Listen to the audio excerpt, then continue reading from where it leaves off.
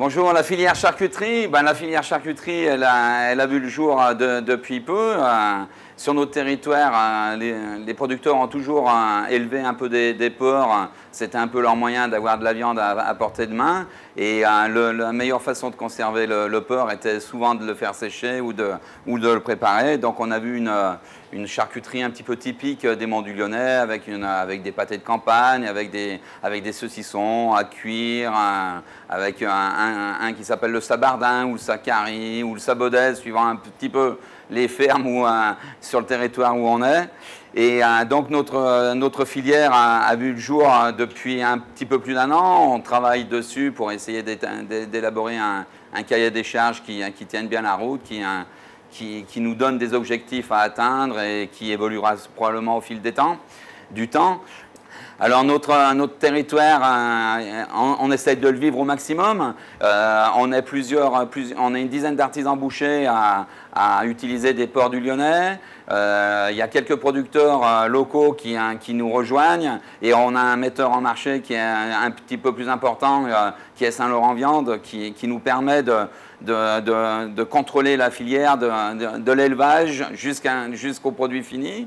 Donc c'est très très important pour l'identification et avoir une marque de fabrique qui est typique à notre produit.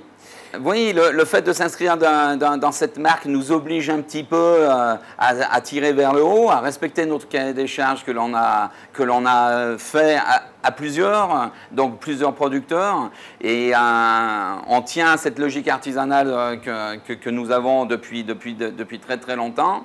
Et nous avons aussi le fait de rentrer dans la marque, nous avons une logique de connaissance des autres filières, c'est-à-dire qu'un producteur ou un artisan comme moi, il faut que je sois capable de parler des autres filières, de la mienne évidemment, ça il n'y a pas trop de soucis parce qu'on la connaît presque sous le bout des doigts, mais aussi de parler de la restauration, de parler des fruits, de parler du vin, de parler du lait, des fromages, et ça c'est très très intéressant, ça nous permet de nous tenir d'abord au courant, de vivre notre territoire un petit peu mieux parce qu'on le connaît un petit peu mieux et de faire partager cette connaissance à la clientèle et à des gens de passage.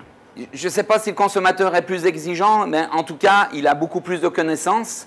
Maintenant, les producteurs, les consommateurs regardent les étiquettes, s'intéressent où est produit la marchandise, comment est produite la marchandise, et même si inévitablement il y a un coût des fois qui peut être un frein, on sent bien que le consommateur final a maintenant d'autres envies et quand il peut se rapprocher du territoire où il vit et de consommer avec ce territoire-là, ça lui fait d'abord plaisir et ça l'intéresse beaucoup de faire vivre un petit peu plus aussi son propre territoire.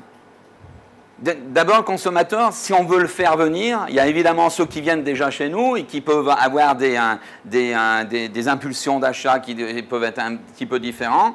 Et pour faire venir un consommateur nouveau, là, il n'y a que la communication. Et la communication, la marque nous l'apporte.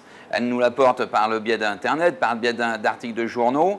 Et à partir du moment où on est en train de mettre en place actuellement une identification et un étiquetage un petit peu spécifique à la marque, à partir du moment où il y aura de plus en plus de produits qui seront estampillés, qui seront visibles dans les commerces locaux chez nous, et qui seront visibles sur les marchés, qui seront visibles sur Internet, sur les différentes publications, à partir de ce moment-là, peut-être que les gens qui ne venaient pas forcément chez nous auront peut-être envie de se rapprocher de cette marque et de ces produits, des produits qui sont un petit peu plus authentiques.